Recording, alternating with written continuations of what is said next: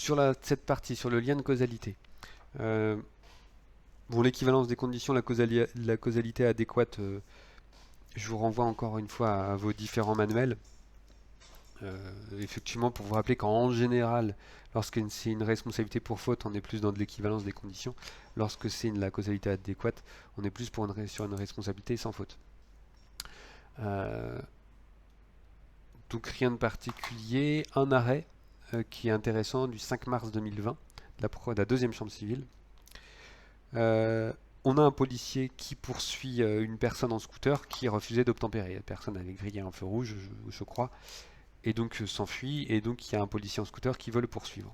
Mais le policier chute de son scooter. Il le dit lui-même, il a glissé tout seul. Mais dans la volonté d'aller poursuivre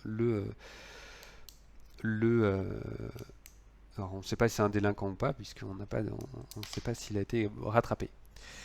Le policier saisit la CIVI pour être indemnisé. Et là, la Cour de cassation nous explique que le lien de causalité n'est pas établi. Parce qu'il n'y a pas de lien de causalité direct et certain entre les blessures du policier et le refus d'obtempérer de la personne qui s'est enfuie. Ce qui veut dire qu'ici, on applique davantage la théorie de la causalité adéquate alors qu'on était dans l'hypothèse d'une responsabilité pour faute. Donc c'est intéressant. C'est qu'en général, c'est pas de cet élément qui est retenu.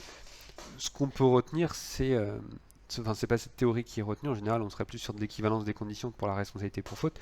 Là, l'équivalence des conditions, est-ce que ça pourrait s'appliquer? Oui, sans doute. Sur le refus d'obtempérer, il y a vraiment, si le policier a glissé, c'est bien parce qu'il y avait un refus d'obtempérer et qu'il voulait prendre son scooter et qu'il a chuté. Mais on voit bien qu'avec l'équivalence des conditions, ça pourrait s'appliquer. Avec la causalité adéquate, ça ne s'applique pas. Ici, la Cour de cassation nous dit le lien de causalité direct et certain n'est pas établi, point. Donc décision intéressante.